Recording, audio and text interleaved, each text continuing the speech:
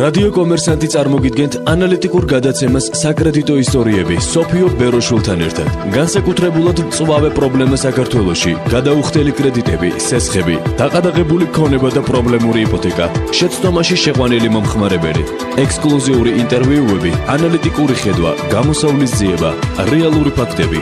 თქვენ გაქვთ უკეთესი პერსპექტივა.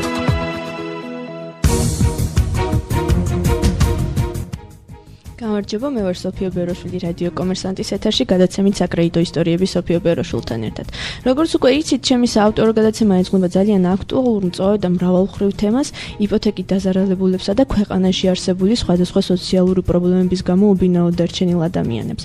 დღევანდელი გადაცემა შეეხება სამშენებლო სკანდალს, კერძოდ ცენტრპოინტისა და დექსუსის მიერ დაზარალებულებს. ამ თემის შესახებ მრავალი ჟურნალისტური გამოძიება ჩატარდა, ასევე არასამთავრობო სექტორის ყურადღება მიიპყრო და არასამთავრობო ორგანიზაციამ საერთაშორისო გამჭვირვალობას საქართველოს 2012 წლის 10 დეკემბერს ძალიან საინტერესო ანგარიში გამოაქვეყნა, სადაც ვკითხულობთ. ცენტრპოინტ ჯგუფი ყველაზე დიდი სამშენებლო სკანდალი საქართველოში. საერთაშორისო გამჭვირვალობა საქართველოს დღეს ახალი ანგარიში გამოაქვეყნა, რომელიც ეხება ყველაზე დიდ სამშენებლო სკანდალს საქართველოში. ამ სკანდალში მონაწილეობდნენ ყოფილი მაღალი თანამდებობის პირები და მათი კომპანია ცენტრპოინტ ჯგუფი, რომელმაც 6200-მდე ოჯახის მიერ ბინების მშენებლობის გადასახდელი 310 მილიონი აშშ დოლარი არამიზრუნდივად გამოიყენა. ცენტრპოინტ ჯგუფის დამფუძნებლის სტატუსი და კავშირები ერთიანი ნაციონალური მოძრაობის მიერ დაკომპლექტებულ მთავრობაში ბადებს როგორც ეს კავშირები მათ დაეხმარა თავიდან აეცილებინათ პირადი პასუხისმგებლობა კლიენტებისთვის მიყენებული ზარალისთვის. ცენტრპოინტ ჯგუფი 70 კომპანიისგან შედგება, მათ შორის 55 შეზღუდული პასუხისმგებლობის საზოგადოება და 15 ამხანაგობა, რომელიც საქართველოში ცნობილ 3 ადამიანს ეკუთვნის: ვახტანგ რჩეულიშვილს, მაია რჩეულიშვილსა და რუსუდან კერვალიშვილს. ცენტრპოინტ ჯგუფმა ვრცელი პირამიდის პონზის სქემა გამოიყენა, კერძოდ მას შემდეგ, რაც კომპანიამ ვერ შეძლო თავდაპირველი კლიენტებისთვის ბინების აშენება, ცენტრპოინტ ჯგუფმა დაიწყო შემდგომი კლიენტების თანხის გამოყენება თავდაპირველი კლიენტებისთვის ბინების ასაშენებლად. ცენტრპოინტ ჯგუფის მმართველობის არაეფექტური და ზოგ შემთხვევაში გაუმართლებელი ქმედების შედეგად 30 სამშენებლო პროექტი შეჩერდა და 6200-მდე ოჯახი, დაახლოებით 30000 ადამიანი დაპირებული ბინების გარეშე დარჩა. საერთო ჯამში ცენტრპოინტ ჯგუფმა 310 მილიონი დოლარი მიიღო სამშენებლო პროექტების დასრულებისთვის, თუმცა აღებული ვალდებულების შესრულება ვერ მოახერხა. კომპანია დექსუსმა ცენტრპოინტ ჯგუფის ვალდებულებები გადაიბარა და პირობა დადო ყველა დაზარალებული დაეკმაყოფილებინა 3 წლის განმავლობაში. კომპანია 2010 წლის 23 აგვისტოს დარეგისტრირდა და 2 კვირის შემდეგ კი ცენტრპოინტ ჯგუფის ვალდებულებები გარდაიბარა. მისი საწესდებო კაპიტალი 100 ლარი იყო.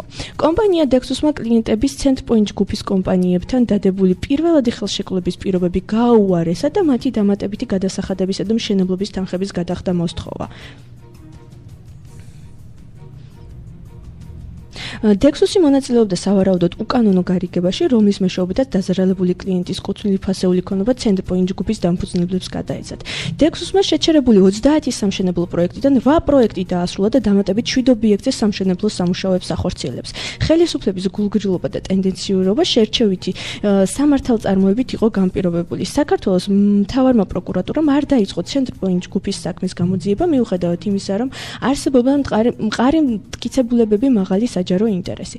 ყველა დამეთანხმებით ძალიან საინტერესო და მწვავე თემის შესახებ აქვთ არასამთავრობო ორგანიზაციას კვლევა ჩატარებული. დღეს სტუდიაში სტუმრად მყავს ბატონი ბესიკ ბერიძე, დაზარალებული მენაშენთა ასოციაციის თავმჯდომარე, რომელიც ასევე დაზარალებული გახლავთ, ბატონი მამუკა მელქაძე, დაზარალებული, რომელიც ასევე დაზარალებული მენაშენთა ასოციაციის წევრია, ხოლო სატელეფონო ჩართვით გავესაუბრებით ბატონი ირაკლი დარასალიას, ცენტრპოინტ ჯგუფის აღმასრულებელ დირექტორს. ხაზზე ყავს უკვე ბატონი ირაკლი. მოგესალმებით ბატონო ირაკლი, გამარჯობათ. მოგესალმებით, გამარჯობა. დიდი მადლობა გადაცემაში ჩართვისთვის. ბატონო ირაკლი, პირველი კითხვა მინდა დაგისვათ. თქვენ საუბრისას განაცხადეთ, რომ კომპანიის დაარსებიდან არ მუშაობთ თქვენ ცენტრპოინტ ჯგუფში, მაგრამ იმ ხნის განმავლობაში, რაც თქვენ ამ კომპანიაში მუშაობთ, შემოსული თანხები რამდენად დანიშნულებისამებრ იქნა გამოყენებული? როგორც კვლევაში იყო განცხადებული, ძველი ვალდებულების შესასრულებლად ხომ არ იქნა მიმართული? ბატონო, ოღონდ ეს პატარა ჩასწორებას გაგიკეთეთ. მე არ გახლავართ აღმასრულებელი დირექტორი, მე გახლავართ მის მოადგილე და დაარსების დღიდან მე არ მუშაობ. მე პირობითად დექსუსის დროს მუშაობდი 4 თვის განმავლობაში და შემდგომ ცენტრპოინტში. რაც შემოვიდნენ მართვაში. რაც შეეხება თქვენს კითხვას, რა თანხები შემოვიდა. ცენტრპოინტის შემოსვლის დღიდან, ანუ 12 მარტიდან 2013 წლის ჯამში შემოსულია 3 მილიონ ნახევარი ლარი. აქედან 2 მილიონ ნახევარი დახარჯულია სამშენებლო პროექტებზე, ესე ვთქვათ, ბინებზე და კრედიტორებია დაკმაყოფილებული 777,000 ლარის. და ადმინისტრაციული ხარჯი აქედან 236,000 ლარი.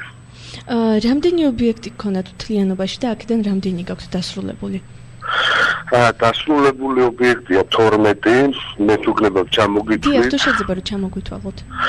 ესენია სამგორში, ან თეთრი სახლი, შავი სახლი, რომელიც ჭავჭავაძეზე მდებარეობს, მაგნოლია ბათუმში, დიდი დიღმის პირველი კორპუსი, მეორე, მესამე, მეოთხე, მეხუთე კორპუსი, აფხაზეთი, ხოშარაულის ქუჩაზე, ლუბლიანა, რობაქიძე და წყნეთზე. რაც შეეხება მიმდინარე პროექტები ესენი მიონი დიღმის მასივში, მარიჯანი ვაჟა-ფშაველაზე, მე-14 კორპუსი დიდი ღომში, სავაჭრო ცენტრი, უნიხაუსი, ანუ უნიმოლი ქვია სავაჭრო ცენტრს, უნიხაუსი ეს კორპუსი არის 4 სართულიანი, ბაკურიანი, ლიკანი, ვენეცია და ლიკანიც დამთავრებულია უკვე იმაში ექსპლუატაციაში გვინდა აყვანა უკვე წლის ბოლომდე. ვენეცია და დაკიდებული ბაღები. თქვენ თუ იცით, რამდენი ადამიანია დაზარალებული? დაზარალებული დღევანდელი მდგომარეობით, ეხლა რაც შეეხება დაზარალებულს, მიმდინარე ობიექტებიდანაც ხალხი თვლის დაზარალებულად, მაგრამ ეს ობიექტები შენებარია და შენდება. შესაბამისად, ზოგი დაზარალებულად თვლის, ზოგი პირიქითაა განწყობილი და ასე შემდეგ. და რაც შეეხება დაზარალებულს, ჩვენ გვაქვს 3 პროექტი გაჩერებული, რომელიც ნამდვილად შეიძლება ითქვას, რომ დაზარალებულები არიან. ესენია ხოშარაულის მეორე ნალი, ესე ქვია კორპუს ხიბშიძე, რომელიც ვაკეში მდებარეობს და სამზონა. ადამიანების რაოდენობა თუ იცით რამდენია? გაჩერებული ქალბატონო და უახლოეს მომავალში ვაპირებთ ამ პროექტების ისევ განახლებას. სამშენებლო სამუშაოების განახლებას. ბატონმა ვახტანგ რჩეულიშვილმა ერთ-ერთ სატელევიზიო ინტერვიუში განაცხადა, რომ სექტემბრიდან 888 ადამიანი დააკმაყოფილეს ბინით და ახალი ამონაწერი გასცეს. თუ მოემატა ამ ციფრს რაოდენობა? კი, რა თქმა უნდა, ჩვენ ყოველდღიურად ვარეგისტრირებთ და გათეულობით ადამიანს, მაგნოლიის ობიექტების რეგისტრები, დიდი ღომის, ლიკანის, ეხლა ველოდებით რომ ყადაღაპეცდება მოიხსნება მიონის ობიექტს, მარიჯანს და შესაბამისად ამათი რეგისტრაციებიც დაიწყება. რაც შეეხება ცალკაძის პრობლემას და ცალკაძესაც უახლოეს მომავალში დავიწყებთ ბინების რეგისტრაციას. ბატონო ირაკლი და ის ვალდებულებები, რაც იყო კომპანიის მიერ აღებული, თქვენ ეხლა რომ აბარებთ, არის შესრულებული ყველა? ადამიანის ის ვალდებულება, რაც თქვენ კომპანიას ჰქონდა აღებული. მიმდინარე ობიექტები და შესაბამისად ამათი 1 წლის განმავლობაში მაქსიმუმ მოხდება ამ ობიექტების ჩაბარებას.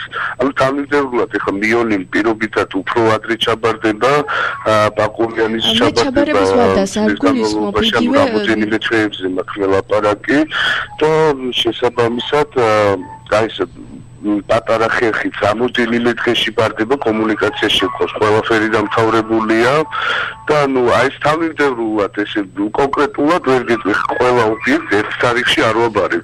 მე თარიღზე არ გეკითხებით ბატონო ირაკლი, კონტრაქტით გათვალისწინებული ვალდებულებებს გულისხმობ კარკასთან დაკავშირებით. თავდაპირველ კონტრაქტში მე ვიცი, რომ იყო გაწერილი თეთრი კარკასის ჩაბარება, თუ არის ეს შესაძლებელი ახლანდელი სიტუაციით. არა, ჩვენ ხელმძღვანელობთ ახალი ხელშეკრულებებით. დექსუსის მიერ დადებული ხელშეკრულებებით. ახალ ხელშეკრულებებში ყველა კლიენტს რაც აქვს მითითებთ თუ აქვს თეთრი კარკასი, დექსუსის დროს გაიხიდა აქ ათეულობით და ასეულობით ბილები და შესაბამისად თეთრი კარკასი აქვს. ამ ადამიანებს ყველას ჩავაბარეთ თეთრი კარკასით, ვისაც შავი კარკასი უწერია ხელშეკრულებას, შავი კარკასით ჩავაბარეთ, რა თქმა უნდა. ბატონო ირაკლი, დაზარალებულ მენაშენეთა ასოციაციას აინტერესებს ბატონი ვახტანგის სატელევიზიო გადაცემაში მიერ იყო განცხადებული, რომ ერთ წელიწადში ყველა დაზარალებულს დააკმაყოფილებდით. რამდენად შესაძლებელია ეს, თუ გაქვთ თანხები მობილიზებული და რეალური სამოქმედო გეგმა? რა თქმა უნდა მე რაც ჩამოგიცვალეთ ამ მიმდინარე ობიექტებზე მარტო ამ ობიექტებზე მოდის რამდენიმე ათასი ადამიანი რომელსაც ავაკმაყოფილებთ შესაბამისად იმ სამ ობიექტს რომელიც ჯერ არ განახლებულა მომდევნო 2014 წლის მე-4 კვარტალში უკვე ამათაც დავამთავრებთ. იმიტომ რომ დაზრალებულ მენაშენთა ასოციაციის თავმჯდომარემაც და წევრმაც განაცხადეს რომ ეს დაპირება უკვე 8 თვეა რაც დაფიქსირდა და რეალურად არანაირი შედეგი არ ჩანს და შედეგი მაშინ მითხრან რომელი ობიექტია გაჩერებული რომელიც დავიწყეთ და არ მიმდინარეობს შენდებობა გარდა ერთისა იქ რაღაც უბრალოდ პროცედურული საკვაკ პრობლემა ნებართვასთან დაკავშირებით ანუ თქვენ აცხადებთ რომ ერთ წელიწადში ყველა დაზარალებულს დააკმაყოფილებთ როგორც იყო ეს ბატონი ვახტანგის მიერ აუცილებლად ჩვენთან მოდიან ყოველდღიურად კლიენტები რომელიც ესე ვთქვათ თუ გაქვთ მოლაპარაკებები მათი დაკმაყოფილება შესაბამისად. ძალიან დიდი მადლობა ბატონო ირაკლი ჩართვისთვის, დრო რომ გამონახეთ, კარგად ბრძანდებოდეთ გამშვიდობებით. კარგად ბრძანდებოდეთ ნახვამდის. ბრუნდებით სტუდიაში, ყველა მოვისმინეთ ბატონი ირაკლის პოზიცია და გაცხადება. მინდა მივესალმოთ ჩვენ სტუმრებს, შეგახსენებთ რომ სტუდიაში სტუმრად ყავს ბატონი ბესიკბერიზე, დაზარალებულ მენაშენთა ასოციაციის თავმჯდომარე და ასევე დაზარალებული ბატონი მამუკა მელქაძე და იგივე ამ ასოციაციის წევრი. მოგესალმებით ბატონო ბესიკ, რა შეგიძლიათ განაცხადოთ ამ ყველაფერთან დაკავშირებით, თუმცა რეკლამის შემდეგ ჩვენ ძალიან მალე დავბრუნდებით. რადიო კომერსანტი წარმოგიდგენთ ანალიტიკურ გადაცემას საკრედიტო ისტორიები სოფიო ბეროშვილთან ერთად. ჩვენ ისევ დავბრუნდით ეთერში გადაცემით საკრედიტო ისტორიები სოფიო ბეროშვილთან ერთად. შეგახსენებთ კიდევ ერთხელ ჩვენი სტუდიის სტუმრებს ბატონი ბესიკბერიძე დაზარალებულ მენაშენთა ასოციაციის თავმჯდომარე და ასევე დაზარალებული და ბატონი მამუკა მელქაძე დაზარალებული და ასოციაციის წევრი. დაზარალებულ მენაშენთა ასოციაცია 3 წლის წინ შეიქმნა. მას ყავს 14 დამფუძნებელი და 6000-ზე მეტი წევრისგან შედგება. ყოველი მათგანი ცენტრპოინტ ჯგუფისა და დექსოსის მიერ არიან დაზარალებული. ბატონო მამუკა, თქვენთან გადმოვალ სიტყვით თუ შეიძლება კომენტარი რომ გააკეთოთ ბატონი ირაკლის პოზიციაზე. მოგესალმებით თქვენს მაყურებელს. აი უпроსტად რადიო მსმენელს დიდი მადლობა მოწვევისთვის. ძალიან ბევრი უზუსტობა და ძალიან ბევრი არაკომპეტენტური პასუხი იყო. მე სათითაოდ მათ ვერ შევჩერდები, მაგრამ როცა აი კონკრეტული ობიექტი დამისახელეთ, აი პირდაპირ უსახელებს სამგორის თეთრი სახლი, დასრულებული რაში, რა იგულისხმება. ობიექტს, რომელსაც არ აქვს კომუნიკაციები, მოსახლეობას გაყვანილი ყავთ ზოგს გვერდით მდებარე ავტოსადგომიდან ეს სადენები და პირდაპირ ტრანსფორმატორიდან. ისეთი ავარიული სიტუაცია კორპუსში შეიძლება ჩვენი ერთ დღეს იქ რაღაც ხანძარიც კი გაჩნდეს. ეს არ არის დასრულებული, კანალიზაციის მილებს წყალი გაზდის, იდბორება ავტოსადგომი, ეზო მოუპირკეთებელი. ანუ ფაქტიურად ავარიული მდგომარეობაშია, ბათქაში ცვივა უკვე და ლიფტები ეხლა რემონტდება. სახურავის საჰაეროები და ასეთ მდგომარეობაში ექსპლუატაციაში არის მიღებული ეს სახლი? არ არის ამ დრომდე ექსპლუატაციაში მიღებული. მე დავარქმევდი ექსპლუატაციაში მიღებას, როცა გადავა ეს კორპუსი ექსპლუატაციაში, აი ეს არის დამთავრებული მშენებლობა და არა ის თავისი ინტერპრეტაციებით დასრულებული ობიექტი. ბატონო ბესიკ, თქვენ ასევე ბრძანდებით ერთ-ერთი დაზარალებული ამ კომპანიებისგან. თუ შეიძლება მოგვიყევით თქვენი ისტორია. დავიწყოთ იქიდან, როგორ შეიტყვეთ ცენტრპოინტის შესახებ და რომელ წელს მიაკითხეთ? ცენტრპოინტის შესახებ შევიტყვეთ რა თქმა უნდა ტელევიზიებით, ახლა ნომერ პირველი ბიზნესვუმენად როცა გამოცხადდა, იქიდან გამომდინარე, თავიდან რა თქმა უნდა მაინც არც ფიქრობდით ჩვენ მაგ მშენებლობაში ჩაწერას და ესე ვთქვათ ხელშეკრულების დადებას, მაგრამ შემდეგ აქტიური რეკლამები გადიოდა ტელევიზიით, წინა ხელისუფლებაც აქტიურად ახალისებდა და პრეზიდენტის პირადად მიხეილ სააკაშვილის ის მახსოვს ინტერვიუ სამთავრობო სხდომაზე როცა მივიწვია დეველოპერები და პირდაპირ მოუწოდა მოსახლეობას რომ ჩაეწერეთ ახალ მშენებლობებში, გარეუბნებში მიდის მშენებლობები და ასე შემდეგ.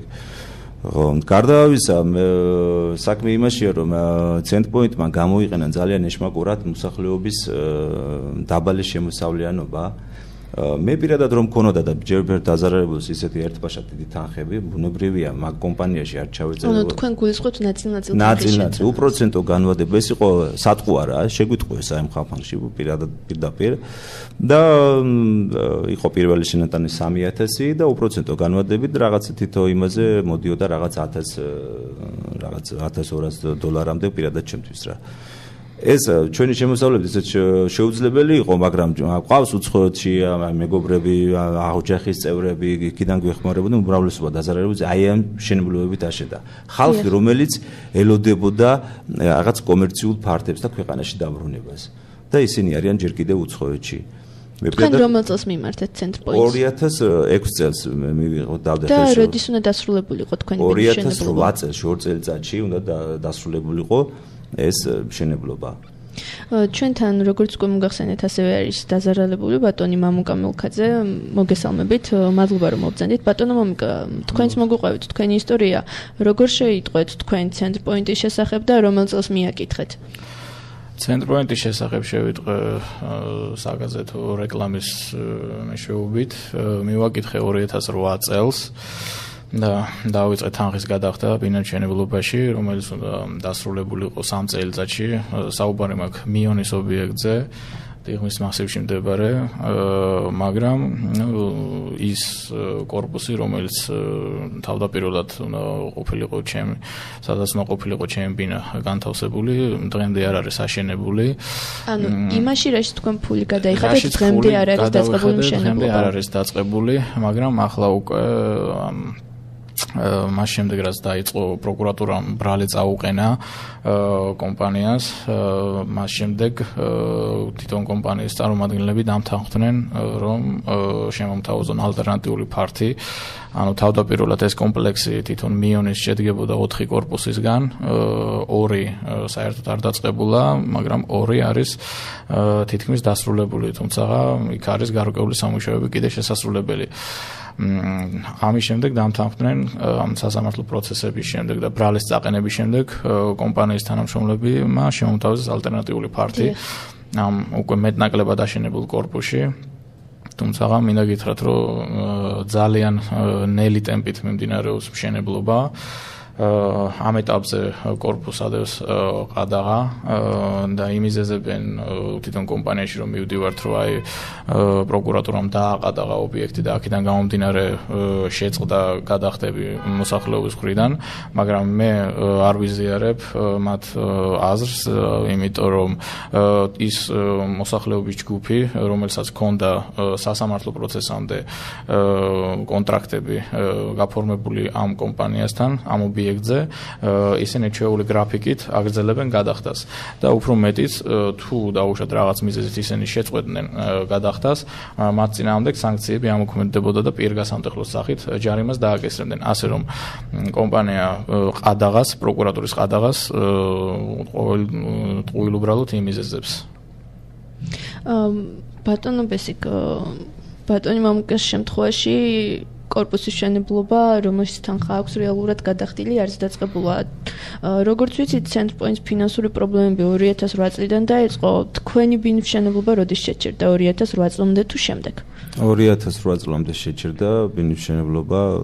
რა მიზეზით?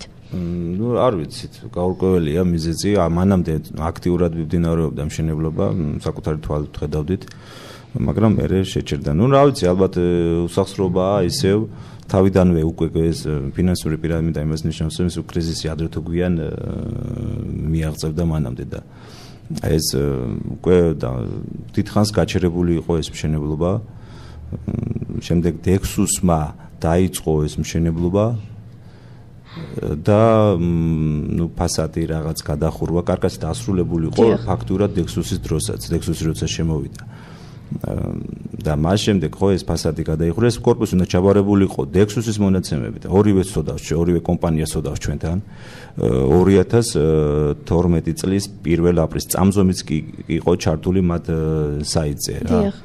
და ბუნებრივია ეს корпуსი აი ახლა ამ პროკურატურის შემდეგ ეს მოხდა რეგისტრაციები, მაგრამ ბევრი მობინადრის, ბევრი კი აბსოლუტური უმრავლესობის მობინადრისა იპოთეკითაა დატვირთული, ისევ თავისივე CentPoint-ის მიერ ესე იგი კომპანიის, რომელიც 60%-ს ფლობს თვითონ CentPoint-ი, ეს არის კოლხიდა.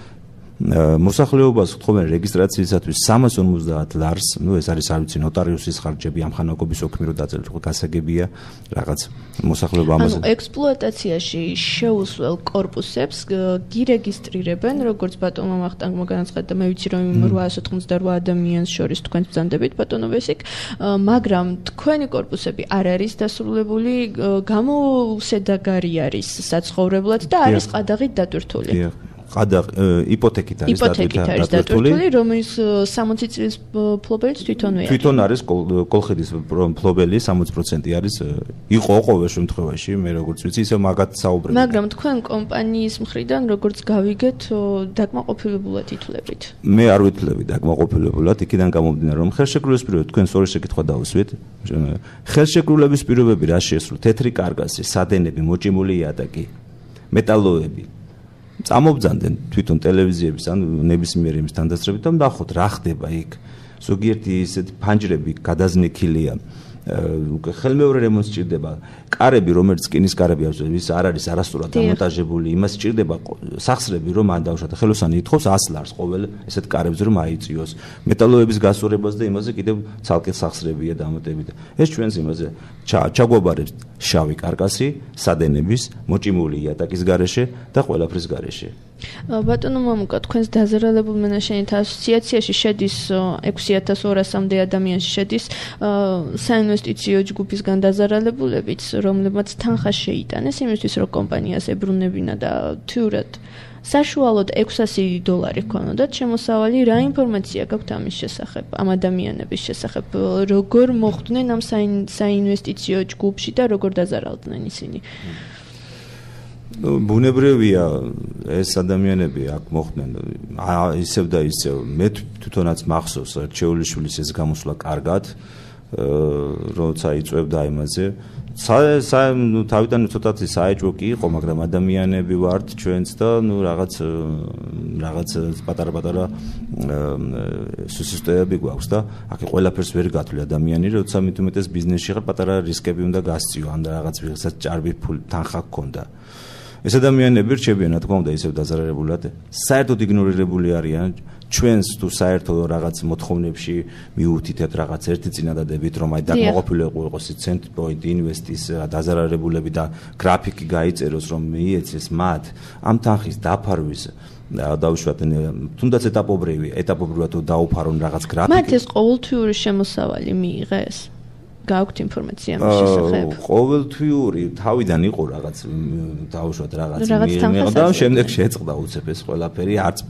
ძირი თანხა არც პროცენტი და არც არაფერი აი ესეთი ეს ძალიან განვიცდი მე მაგ მდგომარეობას იქიდან რომ ჩვენ მაინც რაღაც კარკას მაინც ხედავთ ან ბინებს მაინც გვაქვს და ეს ადამიანები საერთოდ ჰაერში არიან რა ძალიან ესე მდგომარეობა CentPoint ჯგუფის დამფუძნებლებმა როგორც არასამთავრობო ორგანიზაციის ყველაში ვკითხულობთ სამი ძირითადი მიზეზი დაასახელეს რის გამოც მათმა კომპანიებმა ვერ შეძლეს კლიენტებისთვის დაპირებული სახლების აშენება ეს იყო 2008 წლის აგვისტოს საქართველოს-რუსეთის ომი, გლობალური ეკონომიკური კრიზისი და სამშენებლო მასალების ფასის ზრდა და კომპანიების არაეფექტური მართვა. ბატონო მამუკა, მე მახსოვს რომ თქვენ საუბრისას განაცხადეთ რომ ქალბატონმა მაიამ ამის შესახებ გააკეთა განცხადება ომის შემდგომ და ხალხს კიდევ შექონდა თანხა. ამის შესახებ მოგვიყვებით. მაგაში, იმიტომ რომ მე როცა შევიტანე, ომი ჯერ არ იყო დაწყებული. დიახ, 2008-ში მიმართეთ თქვენ CentPoint-ს. ბატონო, მიმართეთ CentPoint-ს ომის დაწყებამდე. და როდესაც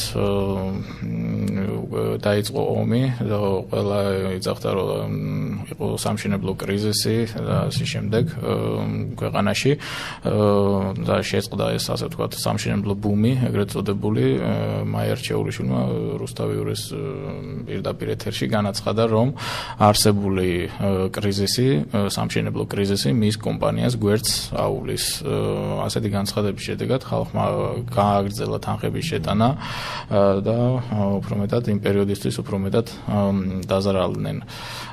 თუმცა იმ პერიოდში ისინი არ იმიზეზებდნენ ამას, ამ სამშენებლო კრიზისს და 2008 წლის ომს, მაგრამ დღესდღეობით დღევანდელი გადმოსახედიდან იმ ხელისშემშლელ ფაქტორებში ასახელებენ ომს და სამშენებლო კრიზისს. დიახ. როგორც საერთაშორისო გამჭვირვალობა საქართველოს კვლევაში ვკითხულობთ 2010 წლის 10 სექტემბერს მაია და ვახტანგ რჩეულიშვილებმა საჯაროდ განაცხადეს, რომ ცენტრპოინტ ჯგუფი ვერ შეძლებდა მძიმე ფინანსური კრიზისიდან გამოსვლას გარე ჩარევების გარეშე. ამიტომ მათ ცენტრპოინტ ჯგუფის კომპანიებისა და სამშენებლო პროექტების მმართველობის უფლება კომპანია Dexus გადასცეს. 2010 წლის 17 დეკემბერს Dexus-მა წარმოადგინა ცენტრპოინტ ჯგუფის ყველა შეჩერებული პროექტის რეაბილიტაციის გეგმა. ამ გეგმაში Dexus-მა ასევე აღნიშნა 5 მიზეზი, რის გამოც ცენტრპოინტ ჯგუფმა ვერ შეძლო კლიენტების მიმართ ხელშეკრულებით ნაკისრი ვალდებულების შესრულება. ერთიანი მართვის სისტემის არარსებობა, პროექტების ცუდი დაგეგმარება, გაბერილი ხარჯები, უნებართო პროექტებზე წინასწარი გაყიდვების წარმოება და DRG-ს გაუთვალისწინებლობა. Dexus-მა პირობა დადო, რომ გამოასწორებდა ამ პრობლემებს და დაზარალებულ კლიენტებს ახალი ხელშეკრულებების შესთავაზა. რა შესთავაზა Dexus-მა, ამას რეკლამის შემდეგ გავარკვევთ, ჩვენ ძალიან მალე დავბრუნდებით გადაცემაში რეკლამის დროა.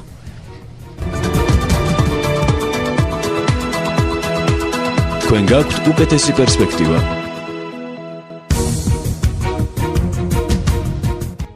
ჩვენ დავბრუნდით ეთერში გადაცემით საკრედიტო ისტორიების სოფიო ბეროშულთან ერთად ჩვენ საუბარი შევწყვიტეთ Dexus-ის შესახებ. ბატონო ბესიკ, ბატონო მამუკა, ორივეს მოგმართავთ კითხვით. თუ გქონდათ შეხება კომპანია Dexus-თან და რას გთავაზობდათ ეს კომპანია? Dexus-თან მას შემდეგ რაც Dexus-ი შემოვიდა ცენტრპოინტის მმართველობაში, ესე იგი სიმართლე გითხრათ, პირველი პროტესტის ნიშანი გაგვიჩნდა Dexus-ის შემოსვლის შემდეგ, იმიტომ რომ მაშინ დაიწყო ხალხმა ქუჩაში გამოსვლები, მაშინ დაიწყო მიტინგები ამის წინააღმდეგ და ეს განაპირობა შემდეგმა რომ Dexus-მა შემოგთავაზა კაბალური პირობების მქონე ხელშეკრულება, ანუ გააუქმა ცენტრპოინტ ის ხელშეკრულება, რაც გაცილებით ძლიერი იყო და იყო კლიენტზე ორიენტირებული, იქ იყო ჩადებული პირგასამტეხლოს მუხლიც კლიენტის სასარგებლოდ დაუშვათ, მაგრამ Dexus-მა მოახდინა რესტრუქტურიზაცია კონტრაქტების, შემოგთავაზა ახალი კონტრაქტები, სადაც იყო კაბალური პირობები, იყო მხოლოდ და მხოლოდ კომპანიის ინტერესები და არანაირად არ იყო კლიენტის ინტერესი გათვალისწინებული, ასევე ეს იყო დაკავშირებული დამატებითი თანხების შეტანასთან, ანუ DRG-ის სახით მოითხოვეს ბინის მთლიანი ღირებულების 18%-ის გადახდა დამატებით. რაც პრინციპში მე შეპესესთან მქონდა გაფორმებული ხელშეკრულება და გათვალისწინებული იყო ეს DRG, რა თქმა უნდა, ამ ხარჯში. გარდა ამისა, თეთრი კარკასი შავის სანაცვლოდ, ასევე ზოგ შემთხვევაში ზოგიერთი ობიექტების და მიხედვით, რომ დაიანგარიშეს, რამდენი ჭირდებოდა იმის დასრულებას და რა თანხა იყო შემოსასვლელი ამ შეპესეში, ყიდველების მხრიდან თუ არ ყოფნიდა $100 და $200 დამატებას ეთხოვნენ კვადრატულ ფართზე, კვადრატულ მეტრზე. ასევე, ამ თანხის ამოღება ხდებოდა ზოგ შემთხვევაში მუქარის ხარჯზე, იყო შანტაჟის წერილები, მიდიოდა კლიენტებთან. დაუშვათ ერთი კვირის განმავლობაში თუ არ დათანხმდებოდნენ მათ პირობებს გაყიდნენ ბინას და გაასხვისებდნენ. თქვენს მიმართ თუ იყო ეს? კი, ჩემს მიმართ წერილობით არ ყოფილა, მაგრამ სატელეფონო საუბრებში და კონსულტაციასთან Dexus-ის თანამშრომლებთან იყო ასეთი მუქარები, რომ თუ გინდა გააცოცხლო შენი ძველი კონტრაქტი მოაწერე ახალს და თუ გინდა რომ შენი ბინა შეინარჩუნო და არ გასხვისდეს, მაგრამ მე არ დავთანხმდი ამათ პირობებს. და რაც საბოლოო ჯამში გამართლებული იყო იმიტომ, რომ დღესდღეობით ცენტრპოინტის ალტერნატივა ჩემთვის ბევრად მისაღებია და რეალობასთან უფრო ახლოს არის. Dexus-ი თუ გთავაზობთ Dexus-ის ალტერნატივას ალტერნატიული ფართით დაკმაყოფილებას. ალტერნატიული ფართით დაკმაყოფილებას Dexus-ი მთავაზობდა, მაგრამ ეს მდგომარეობდა შემდეგში, ანუ რა თანხაც მქონდა აქამდე შეტანილი, ერთი იმდენი მინიმუმ უნდა დამემატებინა და გარდა ამისა 20%-ით ძვირად უნდა მოეყიდათ რატომღაც ის ბინა, ანუ არსებული საბაზრო ფასი რაც იყო, იმას დამატებული 20%-ით ძვირად მომყიდიდნენ კვადრატულ მეტრს. რაც, არის იგივე ყაჩაღობა პირდაპირ წესით ყველანაირად და თუ ამას დავთანხმდებოდი, ამ შემთხვევაში მოხდებოდა ჩემი ალტერნატიული ფართით დაკმაყოფილება, რასაც ბუნებრივია არ დავთანხმდი. შემდგომ უკვე შეიცვალა მთავრობა, შეიცვალა გარემოება, პროკურატურამ ბრალი წაუყენა ამ კომპანიას. Texas-აც მათ შორის Texas-იც იყო ბრალდებული და ისინი მათი ერთ-ერთი დამფუძნებელი დაკავებულიც იყო 2 დღის განმავლობაში და ამის შემდეგ ცენტრპოინტმა ბევრად მისაღები პირობებით შემომთავაზა ალტერნატიული ფართი, რაზეც დავთანხმდი. ბატონო ბესიკ, თქვენ გქონდათ ცენტრპოინტმა უკაცრავად ცენტრპოინტმა შემომთავაზა მისაღები Texas-თან. და რაც გთავაზობდათ. ანალოგიურად მოთხოვნა იყო საერთო ესე პირდაპირ პავილიონში შეკრიბა ქანანაში